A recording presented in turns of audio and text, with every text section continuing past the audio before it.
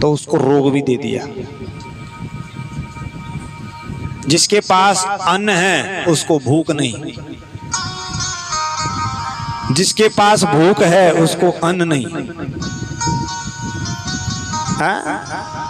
जिसके पास बढ़िया बढ़िया डल्लब के गद्दे हो, एसी लगा हो, उसको नींद नहीं। अजय बेचारा नींद छवे मु बिस्तर ही नहीं। क्या करें, बड़ी विडंबना है भगवान की। बड़े बड़े घरों में कभी चले जाते हैं, बुले जाना उनको बेचारा, धन संपत्ति इतनी पर खाने वाला कोई नहीं। और जिसके पास खाने वाले हैं उसके पास धन संपत्ति नहीं। जिसके पास श्रद्धा दी उसके पास भगवान ने दिया नहीं, और जिसको दिया उसके पास श्रद्धा ही नहीं है। प्रायः गरीब आदमी या काम का भी चल जाना, कोई गरीब हो, गरीब वर्ग के लोग हों, बड़ी आओ भगत, बड़ी मेहनत, पंडित जी आओ, महाराज बैठो, पूजा में बड़ा भाव से पूजा करते हैं, हे भगवान, पर कुछ देने के लिए नहीं।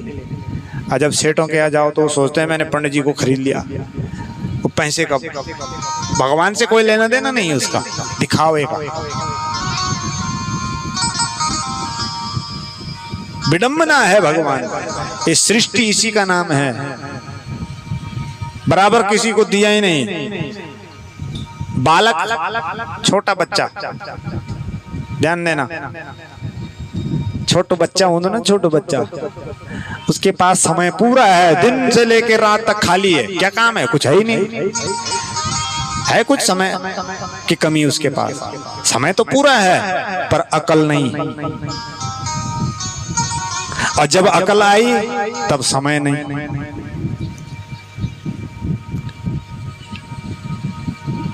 जिसके पास समय है उसको अकल नहीं, और जब अकल आई तब समय नहीं।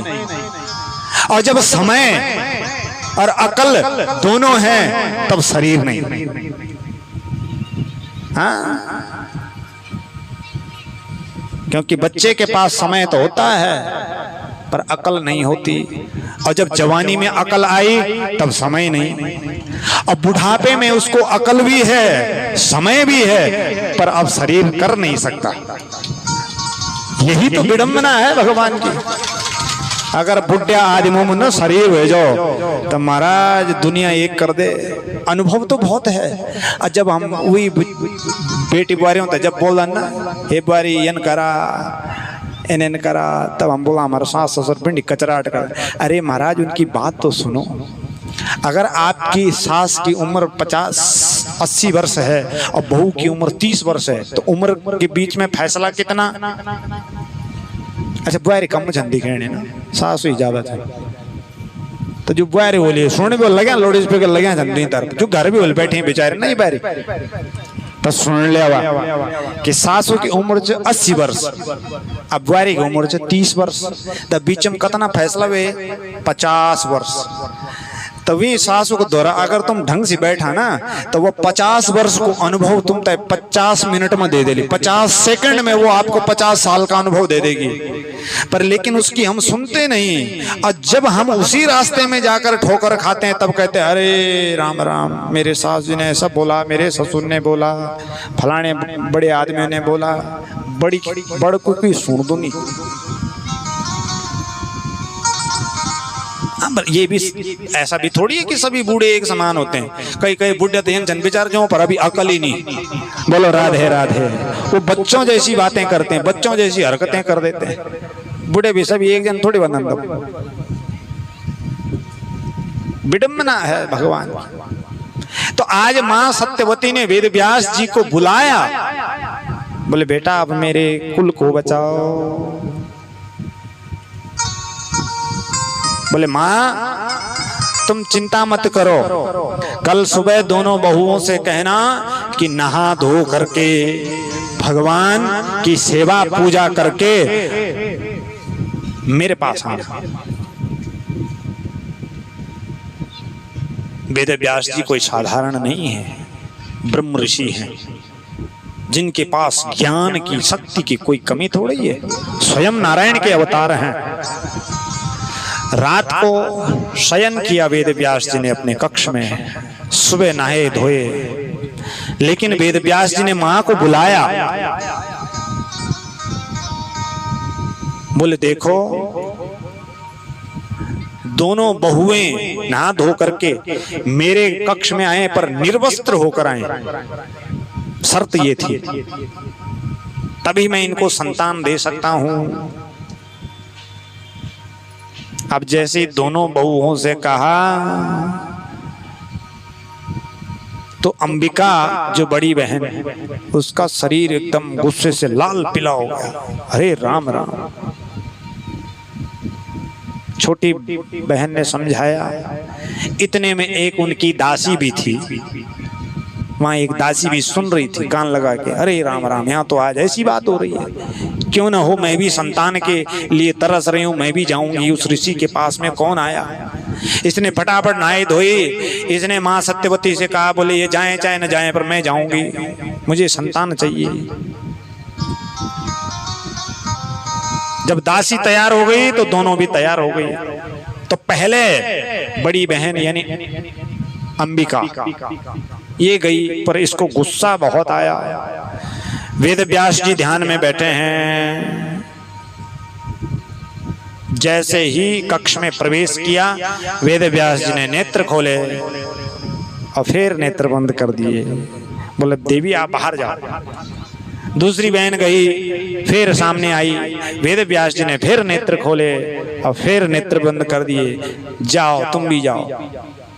पर जब वेद व्यास जी ने नेत्र खोले तो इसने शर्म के मारे नेत्र बंद कर दिए। दूसरी वाली बहन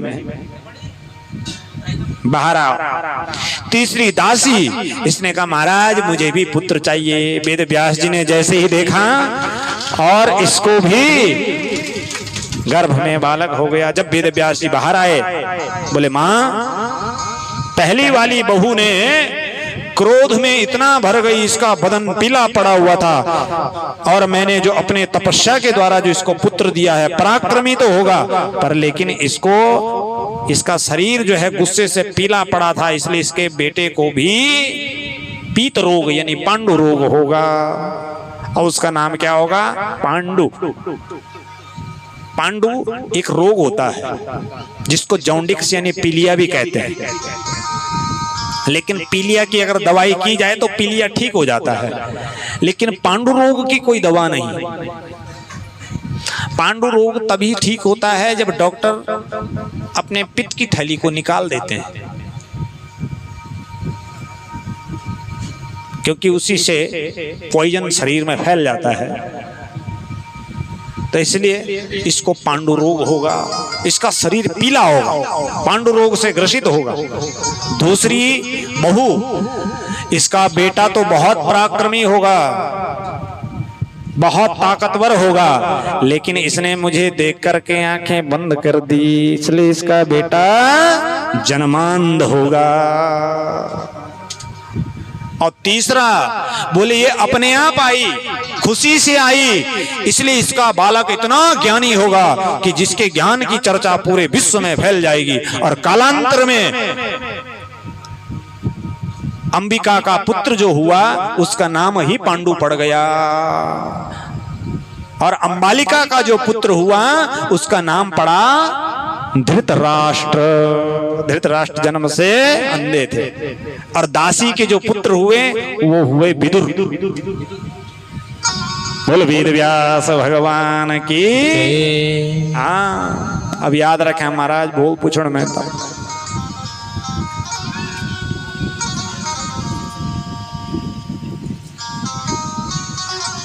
तो अब जो है महाराज पांडु, तो आज श्री सूत जी महाराज ने कहा, बोले पांडु भी कोई ऐसे वैसे राजा नहीं थे, बहुत धर्मात्मा, भगवत भक्त परायण।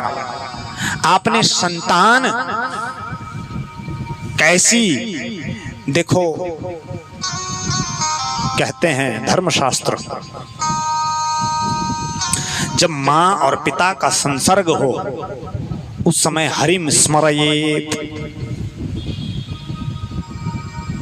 जब गर्भाधान संस्कार हो जब एक पिता और एक माँ का जब संयोग हो तो उस समय हम किसी भी अनायास बात को न करें।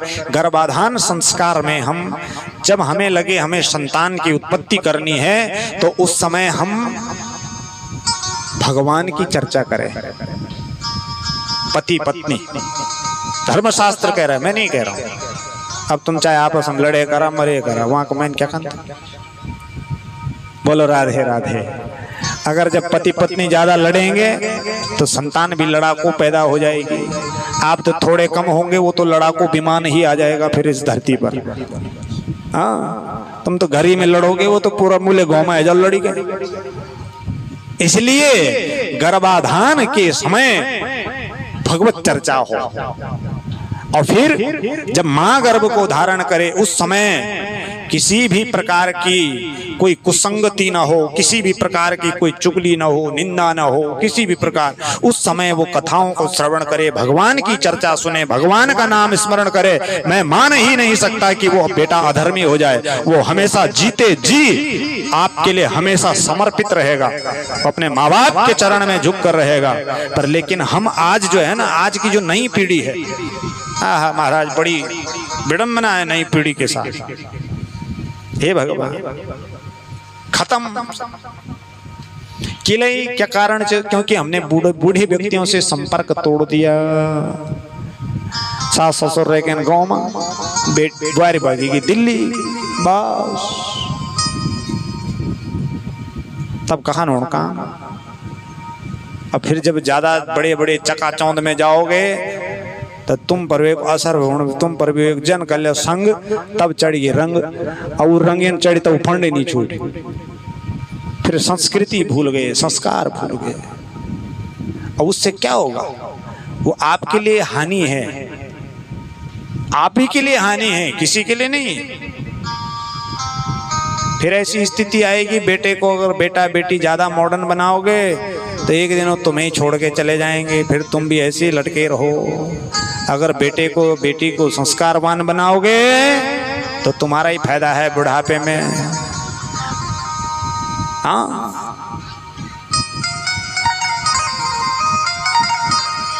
तो इसलिए आज जो है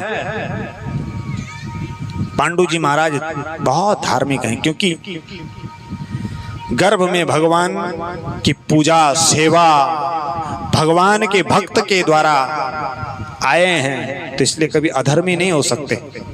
धृतराष्ट्र धर्म का अंश, लेकिन कुपुत्र आ गया तो इसलिए अधर्म का साथ दिया। परंतु आज श्री सूत जी ने कहा, बोले पांडु जी महाराज का विवाह एक तो महाराज सूरसेन की पुत्री कुंती से हुआ, और दूसरा मद्र देश के राजा, मद्र देश यानी वर्तमान में जिसको हम मद्रास कहते हैं, वहां के राजा थे मद्र देश के राजा। उनकी कन्या का नाम था माद्री, माद्री से विवाह हुआ। तो बोले ये जो कुंती थी ये भी कोई साधारण नहीं थी ऋषियों, इसको भी दुर्वासा ऋषि का वरदान था। बोले हैं कौन सा वरदान महाराज? बोले इसके विषय में एक बड़ी रोचक कथा है कि महाराज सूरसेन यानी वसुदेव जी के पिता और भगवान श्री कृष्ण के दादाजी सूरसेन जी महाराज के एक पुत्र और एक पुत्री थी। पुत्री का नाम कुंती और बेटे का नाम वसुदेव। ध्यान देना ना, रिश्ता लगोण में कम होना, तुम तो ज्यादा हो वाला। तो इसलिए मां कुंती भगवान श्री कृष्ण की क्या थी? बुआ, फूफू जय। तो मां कुंती जिस समय विवाह नहीं हुआ वे समय पर जो राजा सूरसेन के यहाँ ऋषि मुनियों का आना जाना था, घर पर वहीं चंदू साधु ब्राह्मणों का आना जाना होना चाहिए, उससे फल मिलता है। तो आज चतुर्मास जैसे हम चौमास बोल दो, आषाढ़, श्रावण, भादो और असू 4 महीना, ये बरखा का महीना होना। चौमास में लोग जो है भगवान शिव की आराधना करते हैं। जो बड़े बड़े भक्त हैं वो 4 महीने तक भगवान शिव की आराधना करते हैं, आषाढ़ से और आश्विन पर्यंत 4 महीने। तो दुर्वासा ऋषि आए, बोले राजा इस बार मुझे तुम्हारे यहाँ चतुर्मास व्रत करना है, भगवान शिव की आराधना करनी है। अब दुर्वासा ऋषि को देखकर तो सूरसेन जी भी डगमग हो गए। अगर ना बोलूं तो दुर्वासा जी तीन चंद महाराज साप दे देला 2 मिनट में सब भस्म हो जाएगा। बोले महाराज आपका स्वागत है। घर में बुलाया, व्यवस्था की। बोले महाराज जी मैं तो राजा हूं, कभी कहीं चला गया, कभी कहीं चला गया, कभी कहीं चल गया, मेरा काम 50, परंतु मैं अपनी कन्या आपके पास छोड़ के जा रहा हूं, आपकी सेवा करेगी। दुर्वासा जी की जब सेवा करी मां कुंती ने, चतुर्मास खत्म हो गया। अब मां कुंती को बुलाए, इधर आओ। सेवा से ही सब कुछ मिलता है। शतान प्रसंगान मम वीर्य संवेदो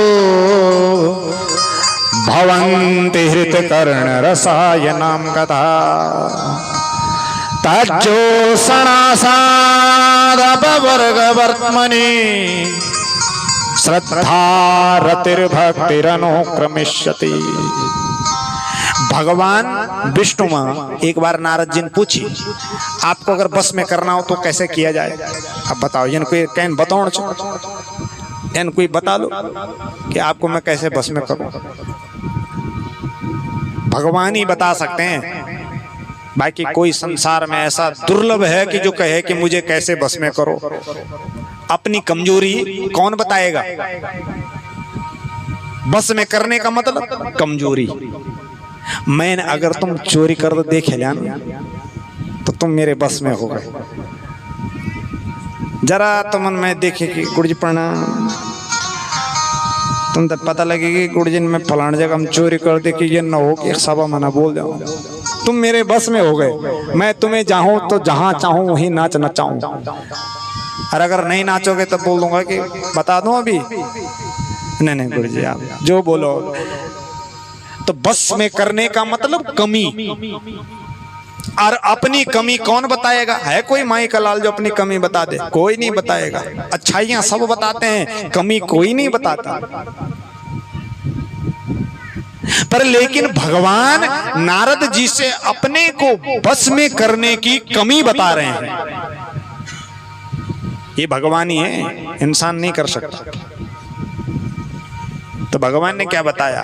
शतान प्रसंगान मम वीर्य संविदो भवन्ति हृत कर्ण रसायनाम कथा। हे नारद, जो मुझे बस में करना चाहता है ना, मेरी कमी क्या है? एक तो जो रोज मेरी कथाएं सुनता है, जो रोज मुझे याद करता है। भवन्ति हृत कर्ण रसायनाम कथा, जो अपने कानों से मुझे सुनता है, अपनी जिह्वा से मुझे रटता है। इतना ही नहीं, अपने हाथों से मेरी सेवा करता है। जिसके मन में मेरे लिए श्रद्धा है, जो रोज मेरी सेवा करे, एक न एक दिन मैं उसके बस में हो जाता हूं।